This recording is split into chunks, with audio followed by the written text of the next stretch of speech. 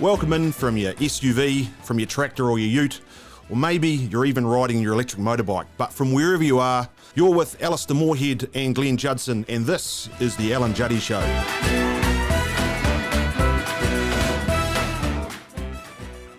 Well, what we want to do is reach out and provide you some technical information on a range of agricultural topics which may interest you, but to do it in a different way. Casual and comfortable format that allows you to listen where you want and when you want. This is intended for general information, and for more specific advice, contact your local Agricom rep. Hi, Lara. Hey, Lara. What's up? I see you got some more Q&As for us. What have you got for us today? I do. What does the government's stance on GE mean for the seed industry, and what are the potential advantages/disadvantages?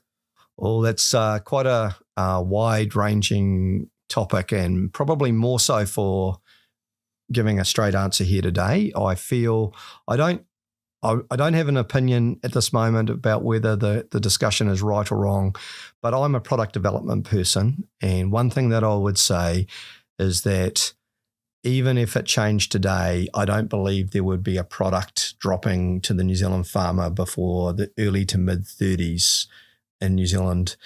And I know we've got some interesting options at that stage, but I think the really cool stuff might not arrive until the 40s. And I suppose that would be one message I would leave as an answer, is that if things don't change at this stage, you might as well push all those timeframes further and further out. And so if the technologies are of interest to help our country get around environmental impacts, pest emergencies, disease emergencies, keeping us efficient on the world scene. If any of those things are real or important, as a product development person, and it doesn't change, the timelines for them to arrive are much, much further than people understand. So changing rules today does not mean products tomorrow at all. They still will take many, many years to come through. What he said. Thanks, Al. This might give people a bit of dog inspo.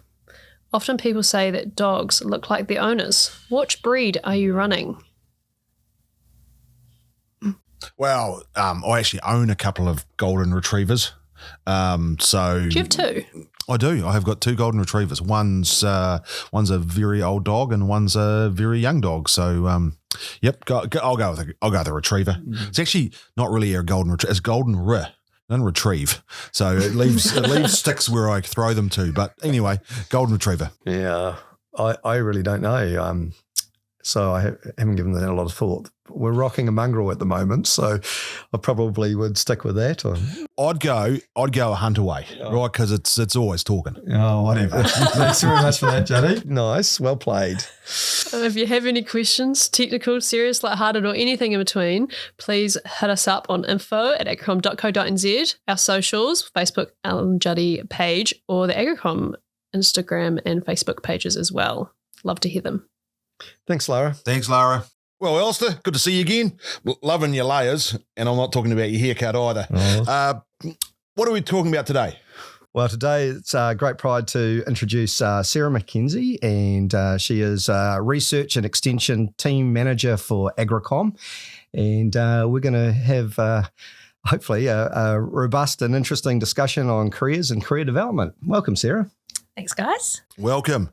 Well, I'll just cut in because actually one of the things that interests me about Sarah's pathway to where she is today and the direction she's traveling in her career is the fact that the three of us actually have been to university for a total of 32 years. And it's almost like you have to be studying or trying to finish studying for a very long time to be in a select little group like ours. But I did a master's and took about 6 years with a 4-year degree. And then I got a job before I finished my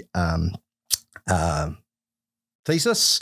And that took me another couple of years. And then I waited for you for a multiple number of years for you to finish your PhD. Yeah, it was a journey. Yeah, so you're the 12 years inside this. My 10, you're 12. So Sarah, you took 10 years to finish your masterate. You tell us a bit about how you got through that.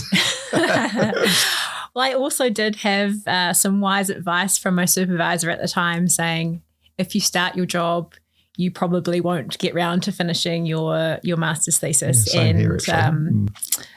Me just wanting to forge my own path, I thought, oh no, we'll give this a go. I've plenty of time in the evenings or weekends to do this. And sure enough, it did take me a number of years to complete it. But it's not about the destination, Al. It's about the journey getting there. And it was all part of it. So let's learn a little bit about Sarah McKenze, the person to start with. Just give us a little bit of your background. Where have you come from? What's your background? So I grew up in the Wairarapa on a sheep, beef and cropping farm. Then headed off to Massey Uni once finishing school. Didn't really have any clear direction of the where I was going to end up going there.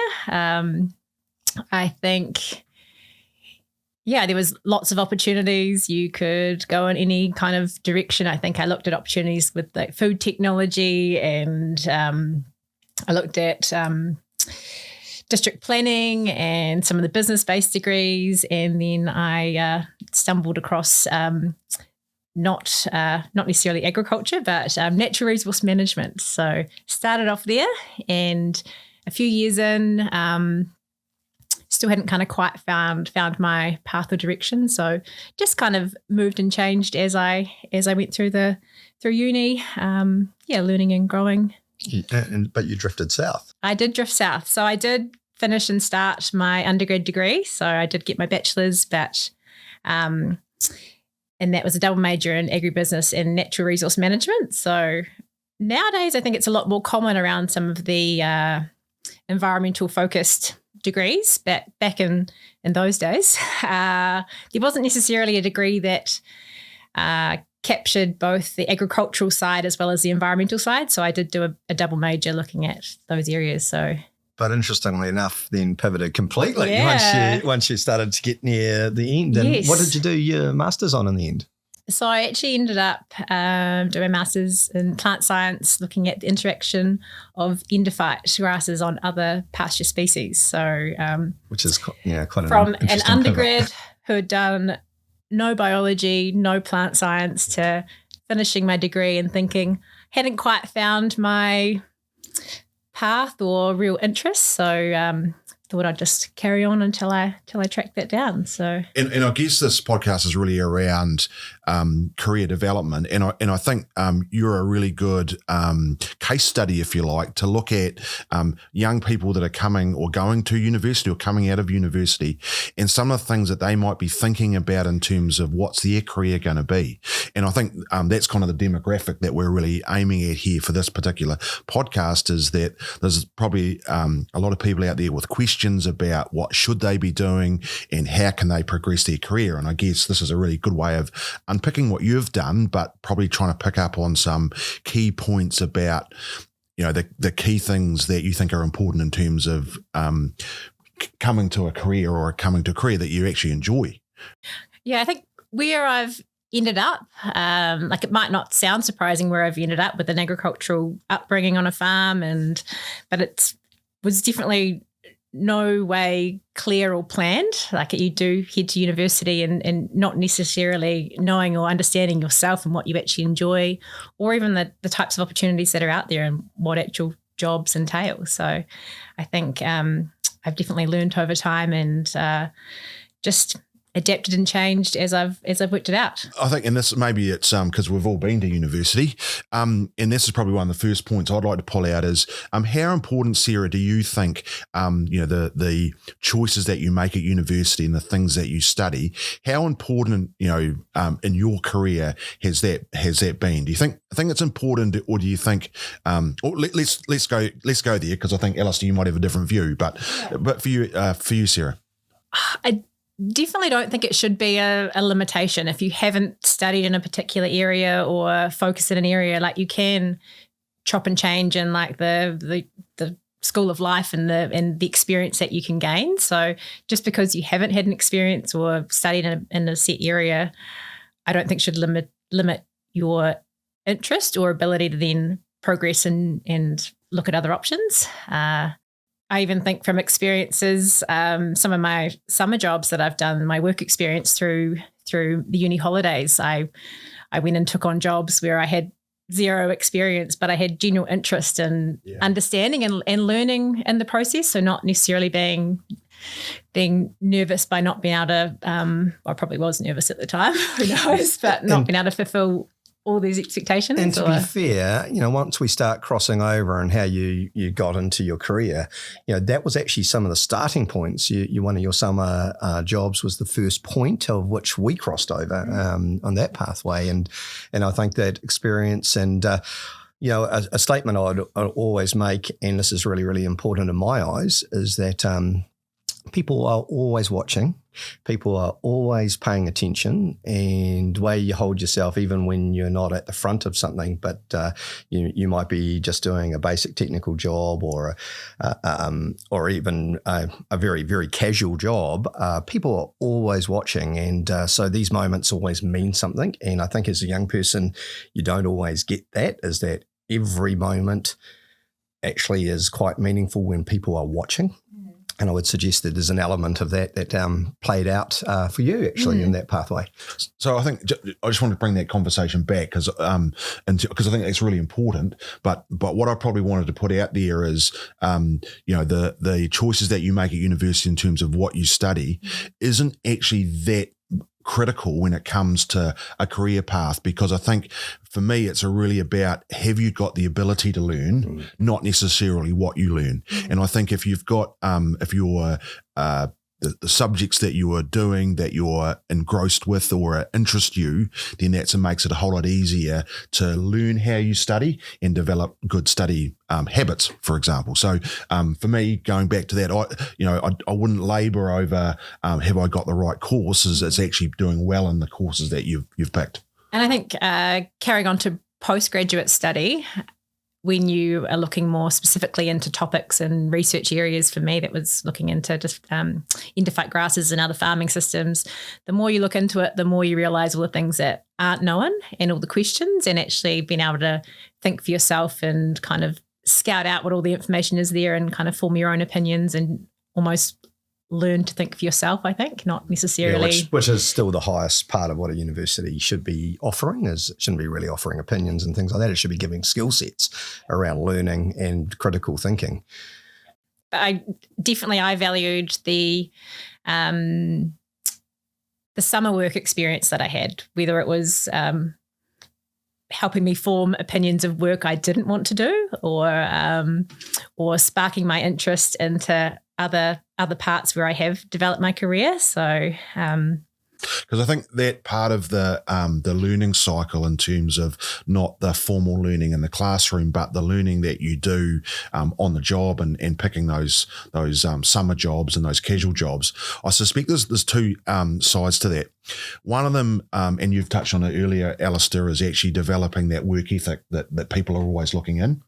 I think the other part of it also, though, is it actually allows you to test what you've learned in the real world. And so I like the idea that young people are going out there knowing that they've learned a little bit about, for example, endophytes, it might be, Sarah, in your case, but then being in the real world, in the commercial world, and testing some of that knowledge up against what they are actually observing in the field, and being actually quite focused on making sure that what they're seeing and what they've learned match up. Because I think that's really important. Not often do they. And that's where the actual magic starts, is the recognition that actually you've only been taught based on literature that's based on methodologies that are very defined. And then when you get out in the real world, you see literally everything. And so the interesting part is, utilising the ability to look at literature and then actually recognise that actually it is very defined. So it's one example, and you get out and you experience dozens in different regions, different locations. So I guess the second thing that I'm talking to people in their early careers is that you've been given this body of knowledge, and that you've developed some ability to think for yourself and learn in a different way. But as you go out there, I think what you've got to do is recognise that that's the base on which you build your own experience, and that can be sometimes quite quite different to what you've learned. Yeah, in absolutely. different contexts. It's not about unlearning either. It's just about identifying the context of what that information is. Absolutely. Yeah. And I do think we should carry on into the journey, to be fair, because like I pointed out earlier, one of the things that held yourself very well is that you handled yourself very, very well in one of your summer work projects through university, and you were seen by our business and our time. So tell me a bit about what actually made you look at our job at that time. Thinking back, can you remember that? I don't know. Your interpretation might be different from my experience. Well, this is right. I had a summer job and working for a agronomy, one of our now clients, an agronomy support our retailer in the North Island, and as part of that, we were brought down to the Kimihia Research Farm for a retailer training. So that was my first exposure to Agricom and the wider Agricom business, and also just the scale of the plant breeding and research engine. So I think a lot of that really sparked my interest in and then carrying on from that also sparked my interest in endophytes. Like, I hadn't really had a lot of plant science background apart from the probably few months I'd had working with this retail group. So having a plant breeder come and talk about these magical endophytes that could protect these grass plants, I was like, oh, wow, that's cool. So I thought I'd learn a bit more about that. But even from having that initial experience and being along at a training, it wasn't until I then carried on my postgrad study down at Lincoln that I'd obviously formed a couple of just very brief passing relationships with the team. But then it was in my hands to then reach back out to understand more around summer work opportunities and other things I could do to learn more around the roles and the types of things that Agricom did, because I suppose our training experience was only a short kind of half-day snapshot. So while the initial kind of connection point was made to the job, it was then back in my hands to reach out again. So I think I'd offered some voluntary work experience as well. I was just keen to come along and see what happened. And I'm interested to unpack.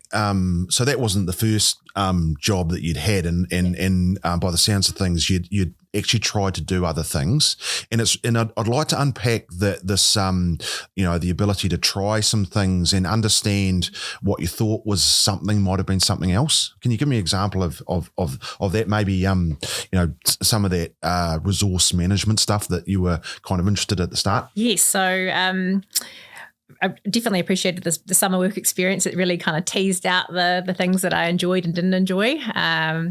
And one summer working for a council. So while I did learn a lot in that process and I was more than capable to do the job that I was asked to do, when you really thought about it and the types of work you were doing, it really reminded to me that it just wasn't a future for me. I couldn't see myself doing something like that long term. So really thinking around the jobs and the interactions and the people side of things, that it wasn't highlighted. Once I then had other experiences, the other types of roles you could do career wise. So having a nice mix between outdoors and indoors, the balance, the constant stimulation, the new ideas, the different people you're talking to and interacting with. So I guess for those young people in early career development, as much as they're trying to find, their job for them, probably one of the more important things is finding out what they don't want to do, and that's trying to have that breadth of experience. Yeah, so we get through that. You see an application for a job, and before you sign your contract, you happen to get interrogated. So there's a wee backstory inside this one, is that I think Sarah had not signed her contract for a new job. But I don't know if I'd seen a contract yet. I had a verbal. Yeah, that's exactly right. But we had a Christmas meeting, and it just happened to be in Hokitika on the west coast of New Zealand. Beautiful location, and Agricom does have some really nice get-togethers sometimes for that review process we do at the end of the season just before we go for our summer breaks. And Sarah, we coordinated. We're pretty excited because we hadn't had a technical resource at that stage, an agronomist inside our team, I don't think, at that stage. We'd been doing it all pretty hand to mouth. And we aim to get Sarah on board and give her this opportunity to meet the team prior to Christmas. But what that involved is being in the car with Glenn and myself for about 2.5 hours with this bright-eyed new person who then got grilled by us for 2.5 hours. That's all I remember, Sarah. I'll put it in your hands and how you approached that, because we were definitely wanting to find out what made you tick before we got to Hokitika. It was probably a nice opportunity to procrastinate not doing my master's thesis. So Get out and about. probably in what I should have been doing, but finishing off before starting work. I'm more thrilled that you actually signed the contract after being in the car with us for 2.5 hours. Oh, yeah. Thinking back, I think it was all a blur. Yeah, I can imagine. And lots of ideas, and just that I think for me it was like the positive discussion and like the circulating of thoughts and opinions without too many hurt feelings, I suppose. Yeah, I think the process. The other thing that, and it strikes me that this happens a lot, and again, a message for those young people in early career development, every day is a job interview. Yeah. And I think, as you pointed out earlier, Alliston, I think it's a really, really important point, is that people are always watching. And so you turn up to a job interview and you put this front on and you're trying to be the best, but actually sometimes it's those times where you're not in a formal interview, but people are still watching, which give an insight into how you operate and whether you're going to be a really good fit for the job. So I would say, be yourself, but remember that actually every day is a job interview, and every opportunity. And the fact that it just looked like it was a ride to the West Coast for 2.5 hours, when really, I think you called it an interrogation, Alistair, but framed it in a way that it wasn't intimidating. Yeah. And I know, and here we are. And I look back on that. I don't forget things very much, relatively speaking, at this time of life, which means that I sort of have very strong memories of that moment. And I look at it now and I think at the end of the day that car trip with us, all three of us, has set the basis for a working relationship for the last 13 years. So I don't actually think much has changed. No. That's the irony of what I look back on that car ride is that you were very young. You didn't know what you didn't know. You're coming to meet us all for the first time. And the nature of the conversations, the nature of the discussion for 2.5 hours literally have continued now for 13 years, which is a delightful, it might be painful at times, but a delightful way to start. So when we get back into your career phase and for the first about 3 years of your career, you were the agronomist for the South Island, which basically means the trips to the south of New Zealand are probably 6.5 hours. The trips to the north of the South Island is about 5 to 5.5 hours, depending on where you're heading. And the west, from east to west, is about 2.5 hours. And on that time, you're mowing trials, collecting data, and trying to maintain resources across the country. So, that was quite a big time for you to do the mahi and the hard work in your career. And it was quite a big deal for you at those days. Definitely learnt a lot. Also, a lot of time in the car thinking, pondering of ways we could be doing this smarter or different options with the team. And I think I was given a lot of freedom to run these trials and ideas and options, but the scale of it and the distance travel was definitely a challenge, but it also, I don't think I'd change it because it did allow me a lot of options to learn such a range of environments and learn how things grew in different locations. Lots of connections all around the country. Was really a good experience. And I guess, again, coming back to the kind of the takeaways, from your career, I guess this is a point, and it's often in these times, Alistair, it's something that we probably value a lot, and that is particularly early career is a time where you're probably going to have to put in some hard yards. Right, and when I say you're gonna be doing more than you think you should, right, to build up that experience, and it should be seen as not necessarily a time of rapid learning, and to do that is more than just the set hours and doing just what's required. And I think that's a really important bit. If you're going to build a career, what you need is a really good base to come from, and at some point you're going to have to build that. Yeah, and it's the starting point of developing your own personal brand, and I have this conversation with virtually everyone that joins our business over time, is that at a very, very very early phase in your career, you've got to realise that every bit of personal experience becomes your personal IP. You're obviously building your IP for your company and your value proposition within your business or your own business or your corporate business. But the reality is that every bit of experience you generate, you need to own and not just think it's not important. You're just doing a task. You're not doing a task. You're actually generating personal IP, and that creates value, and that creates a brand. And that's what you did in the first 3 years, particularly that the travel, the time, the effort, all ended up sort of, I would almost say, pressure cooking you initially because of the scale of it, would be a good description.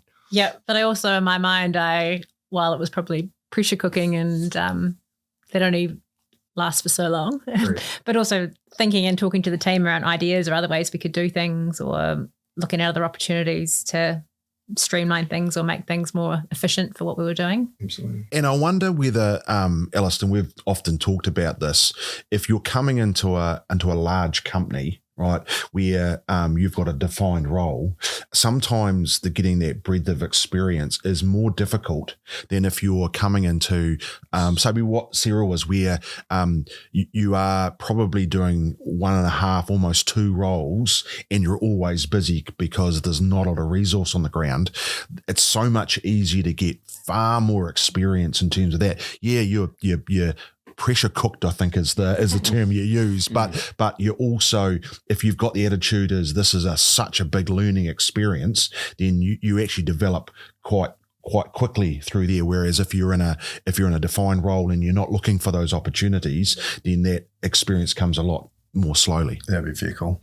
And the way I look at it, with again the same context, is that we were a different business then, but your work ethic through that phase highlighted the direction of success that we were experiencing. You represented us extremely well. Our team had a great culture, or has a great culture, and that builds success. And once you have success, options then start to flow. It can't happen without the growth or the success. You just cannot keep employing people to do extra jobs. So we're getting to a point where we're a moderate-sized team that was through effort moving forward, and that created opportunities. So what happened pretty much at the end of those 3 years of work? What did you propose, and what did you start working towards? Yeah, I think at the time we had expanded the team a little bit larger, so there might have moved up to about 4 people within the kind of extension agronomy team. And so at that point, you start to need a little bit of coordination and collaboration and ensuring things are all moving in the right direction. So at that point, we had the option to get an additional resource, and my role changed more into overseeing that resource. We have always been quite a flat structure and very flat, but adding additional And the issue with flat structures is they are great for the culture of a business, but they're not great for any pathways or obvious pathways, because there's just not the layers to work your way through when everyone's working in a very flat structure. The other question I had of you, Sarah, is during that period where, the team's evolving and you're starting to need some coordination, how much input did you have with your manager, for example, in terms of your role there? Were you a passive, I'm going to be placed into that role, or how much input did you have in terms of trying to form that? I think I was already doing a lot of that coordination across the team anyway. Like I was the one based at the main research site, so there was a lot of like moving parts and things happening in that space. So I think it would have started just from talking to probably having a good chat with Alistair here, and just some ideas or ways at which things could be structured, not expecting my manager to necessarily have all the solutions. Like I think proposing just some different ideas of how we could be moving forward in the value proposition of what that could offer for the company. So I think at the time I did put a suggestion through to them around how it could look. And I think that's a really important point, is that I think with a certain generation, particularly emerging into your jobs and I prefer to say careers and career paths, is that the belief that your managers know what the future looks like is not always there, especially when you're in a growth phase. They might have the vision of growth, but they don't necessarily have the vision always of what sort of structure you need underneath it. And once you're in that space, it's actually really important to realise that you're quite responsible for sharing a vision of what your pathway or the structure of a group might look like. Obviously, coming from a position where you've actually experienced it a lot and you've actually done the hard work to actually come with a value proposition, come with an answer and not just a question. And I feel that probably is a real common denominator of people just waiting for things to happen and waiting for things to happen to them. And I get the very strong impression that that's the start of a disconnect between a staff member and a management, is that you always think the management are thinking about you, thinking about pathways, thinking about these things, but really they're doing their jobs. And sometimes the reality is they need to be given a vision. And I think they don't necessarily have to take it, but they need to be given a vision. Yeah, and especially when we were getting new people joining our business and making sure that they kind of had a good experience kind of into their careers and roles, and being on the technical and research side, there's lots of kind of protocol and detail elements that are important just to make sure everyone's still on the same page and moving in the right direction. So absolutely. It's a really interesting point, because we hear a lot today. Well, I certainly hear a lot about the importance of young people today in a career needing to have a career path laid out for them. And I wonder whether, and certainly in our day, Alistair, back in the day, it was really about we didn't have that laid out for us, but what we were doing is going, what's the possibility? So we kind of laid out our own career path. And I think it's really important. My belief now is that we're dealing with a different demographic now. And while I think it's important to be able to give a vision of what it might look like, at the end of the day, I think you've got to say, this is what it might look like, but you've still got to do those hard yards, and you've still got to be the right person at the right time to make some of those come to fruition. Absolutely. And so this shouldn't be seen as, here's your career path, go and do it, right? This should be seen as, here is a vision, but at the end of the day, you've still got to be the right person with the right experience and the right attitude to take advantage of some of those. And then comes the right time. Timing is really important. Timing is really important. Yeah. So I guess the other thing I want to try and unpack here is so you've gone through this career development, but you've also actually done a little bit of study in this area in terms of tell us about your study in terms of career development and maybe what employers need to think about when they're employing young staff. And even the lead in to that discussion could be the whole, why did you pick the topic? Because by then you were actually a person manager, and you were spending a lot of time on obviously managing topics, and you're at heart, you're still a research extension person, and I know that's what you love. But then management becomes a major part of your day job as you start to organise and manage moments. Tell me, we're discussing doing a Kellogg's. Tell me, what was the lead into the actual choice of topic? So in 2022, I was lucky enough to be supported by the company to undertake the Kellogg program. And as part of that, so you're learning all sorts of things as a part of it, but as you also do a research project. And so you are open to choose whatever topic as long as it's kind of relevant to the wider industry.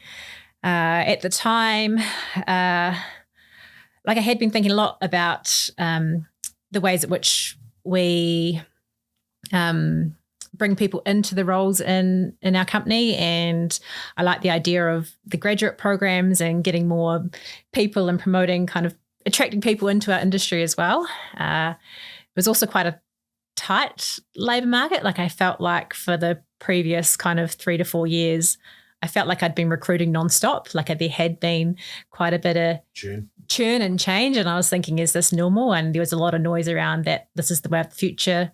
The young ones coming in aren't sticking at jobs. There's going to be more movement and change. So, and I think we also had some real success within our group of seeing these young people come in and stay in roles and career paths. So I was interested in dabbling a little bit more into the topic. I did focus on that transition phase from university into the first job. So I know there's other ways at which people can get into the industry, not university wise, for these technical support roles, but I focus on looking at kind of what are the things we can do to support that phase, or whether it's possible to get people up to speed as soon as possible in those roles and minimise that disruption when you do have staff change.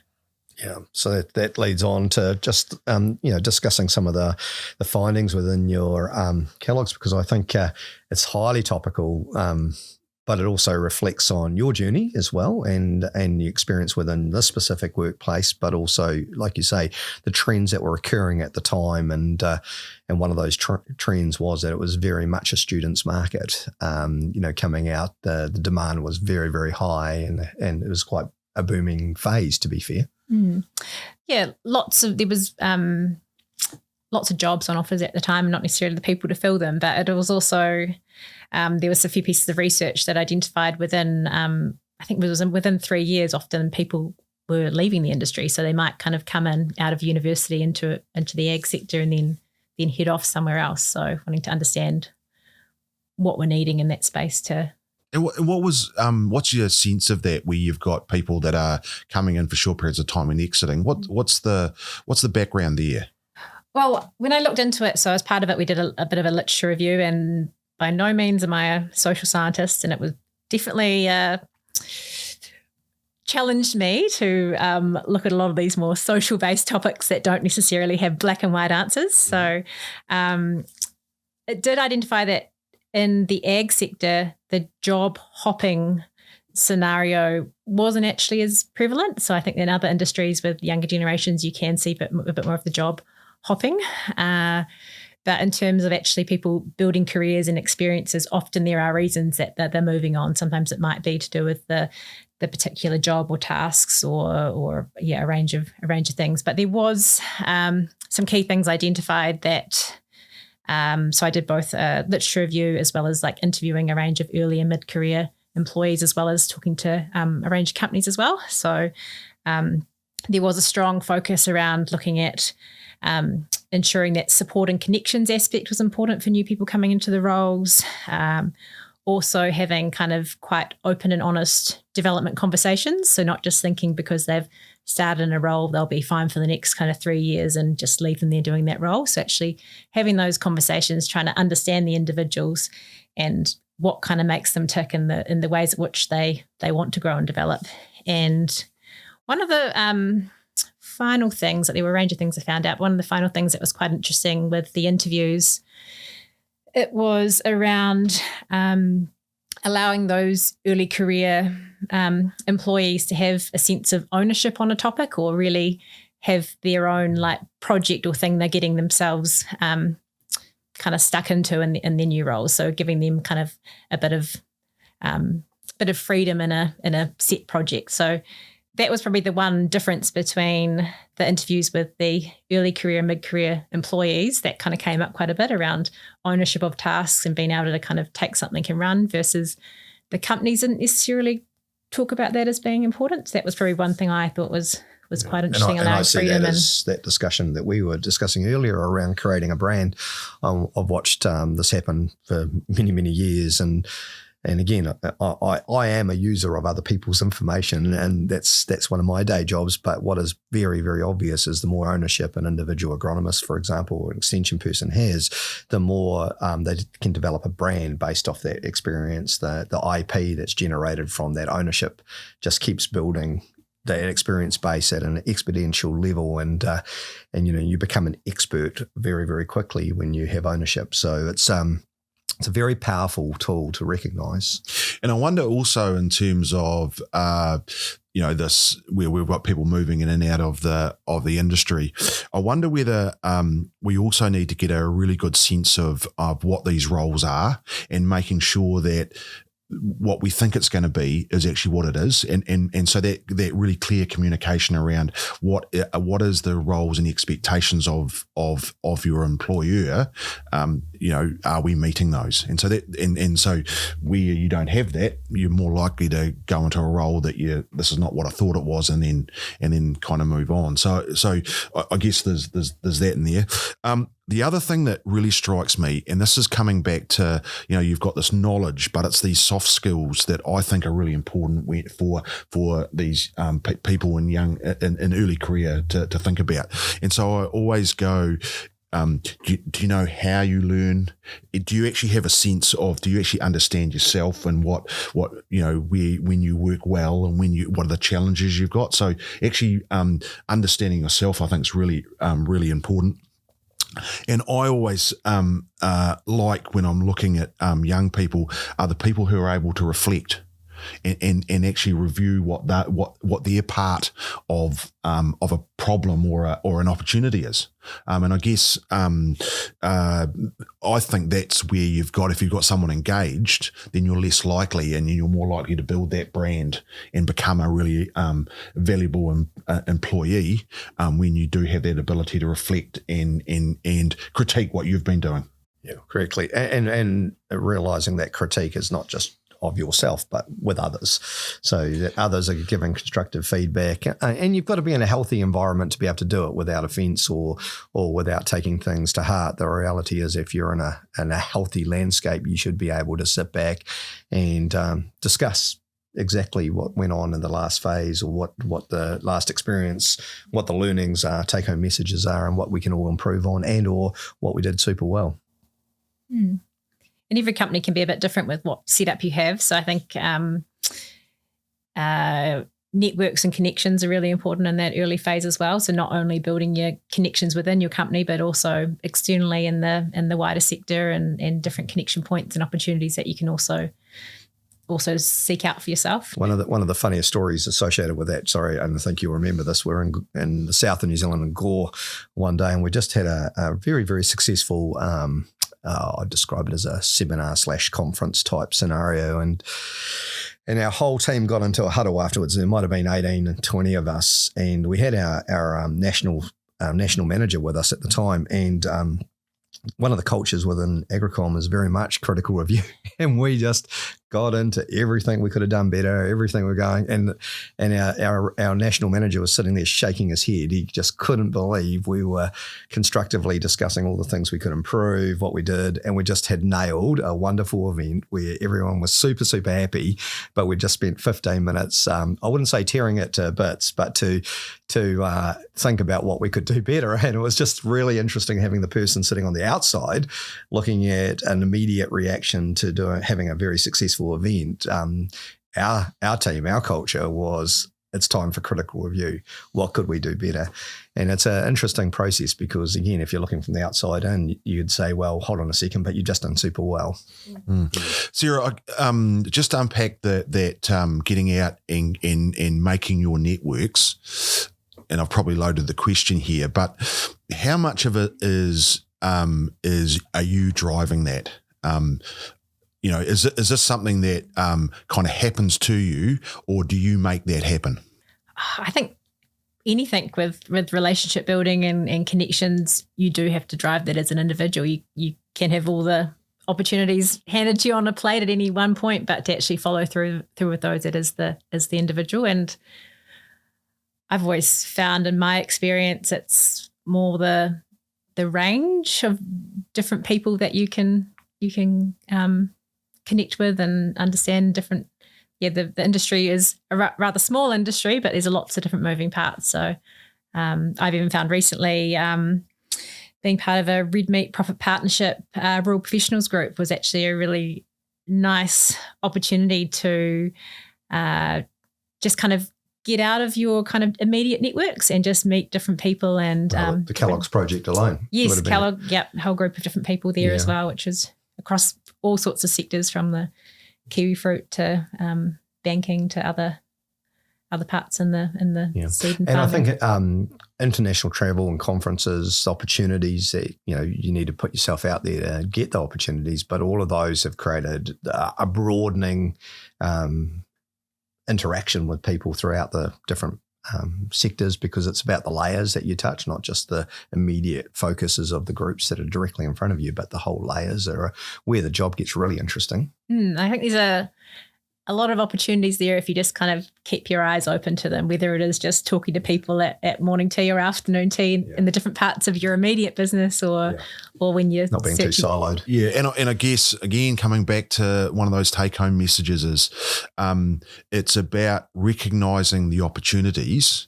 But I think, and you've said this previously, Sarah, you don't need to take all the opportunities. In fact, you probably can't take all the opportunities. So it's recognising what is an opportunity, and then recognising what is an opportunity that you want to take.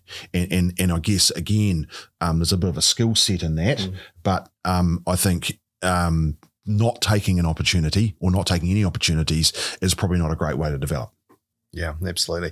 And with that in mind, I suppose it's a good lead into following on with the Kellogg's and just discussing, some of the options and designs that you looked at from a perspective of, sustaining an early career. So, even going back a step, I always think it's interesting because we start off discussing jobs, but actually the only headspace I have is that, you get employed and actually you come into what you first call a job, but really you should be thinking, well, could this be a career?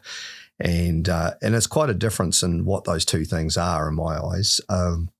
And so, once you start that path of moving from it's a job to a career, what are those things that, might enhance the desirability of a early 20s to mid 20s sort of person? I think for us being part of a global business and the different interactions that we get on a daily basis is always really interesting. For someone coming into the industry, you only know what you know. So it's about talking to different people in different roles. You might not necessarily have your exact perfect job that you're wanting, but it's about the skills and things that you're learning on the way to other paths. Yeah. Building brand and being seen. Building brand, being seen in some senses. I'm going to borrow an analogy from you, Alistair, because I heard you've talked to this before, and I think for young people this is a really important perspective from someone who's probably been through this, and that is, I think in that early part when we've got our first job, right, and we're trying to develop a career, there's this real sprint. Yeah, we sprint to maybe 30. Is that how we do it? And then we get there and we realise that there's probably another, 30 years, 35 years. Of developing a career.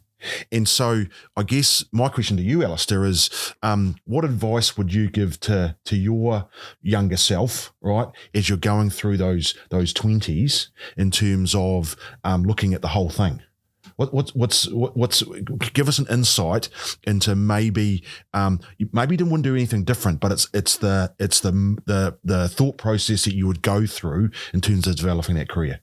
Well, that's so interesting because I do think it has changed a fair amount. I look back out my phases, and they're not that relatable anymore because but they are relatable to a smaller business. And the reality is, you have to do a lot more of everything when you're a small business and you haven't got the capacity to have more staff and more layers.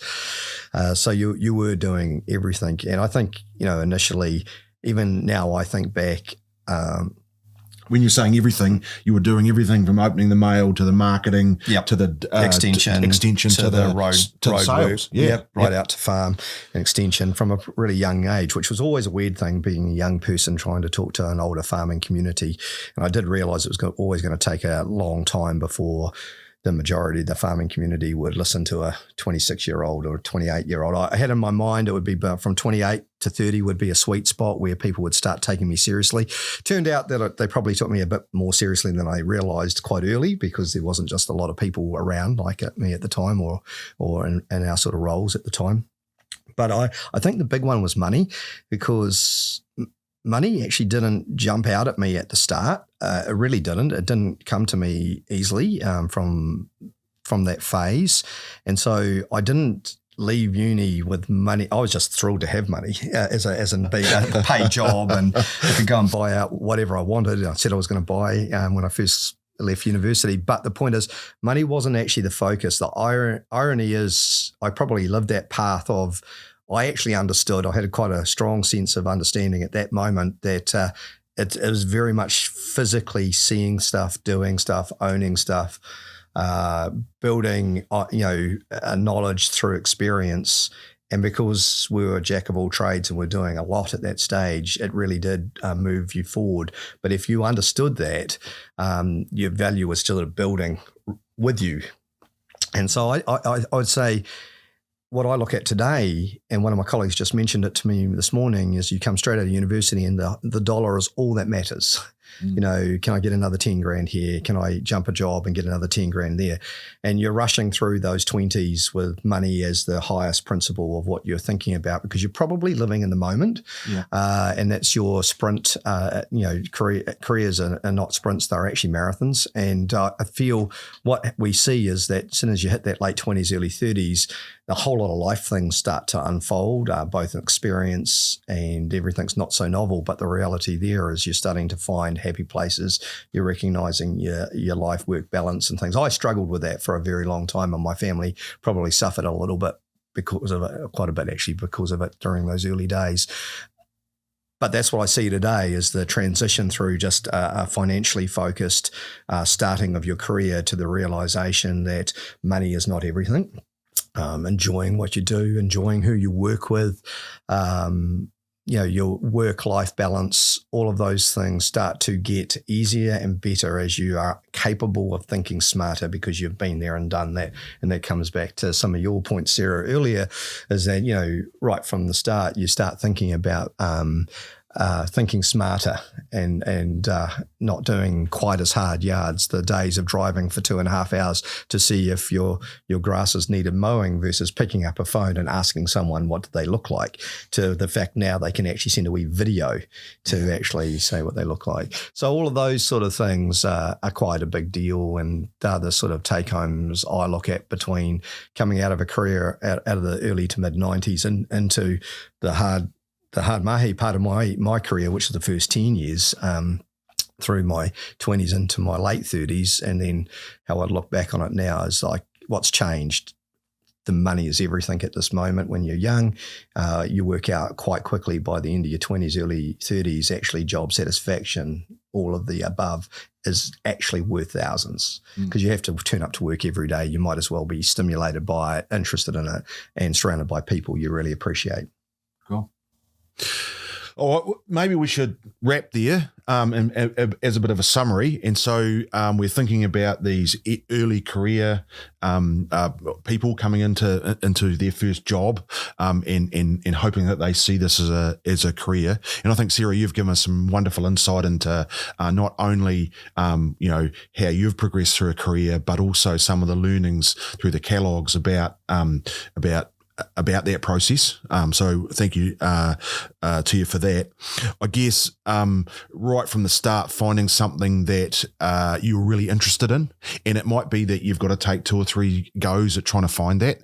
And I think one of the beautiful comments that you made is, I'm capable of doing this, but can I see myself doing this for a long period of time? I think that's really important. So finding something, recognizing the opportunities, taking the opportunities, knowing that early part of your career you're going to have to work pretty hard, and that career is a process, not a destination. And I like your comment, Alistair, about this developing a career is not a sprint. It's a marathon, and we're in there for a long period of time. So I think that's really important. Understanding yourself, using that base that you get at university, or if you haven't come through the university system, the way you've developed your knowledge base and building on top of that is I think, is a really key point in knowing who you are. And I think the other bit, and I think it's been demonstrated or talked about a lot around these microphones today, is around the building of the brand. Actually, you are responsible for the brand that you build, and so the knowledge that you've got, but building on that the experience is really important. And then as we get towards mid career, we start thinking about the fact that it's the people that you work with and the work that you're involved with and what you get value out of does take a little more focus rather than the salary that you're on. So I think that's been it's a really good, for me, it's a really good summary of what we've covered today. So thank you, Sarah, for sharing that. I think it's been really good, and hopefully people get value out of some of those nuggets of information that you've shared with us. No, that's good. Thank you for joining us. Yes. Thanks, guys. Now, I've got to go. Actually, interesting thing, I've got to go and pick the dog up from the vet, right? Actually, its tail fell off over the weekend, and I'm off to get a detailed report from the vet. So I'll go and we'll leave it there. We will leave it there. Thank you.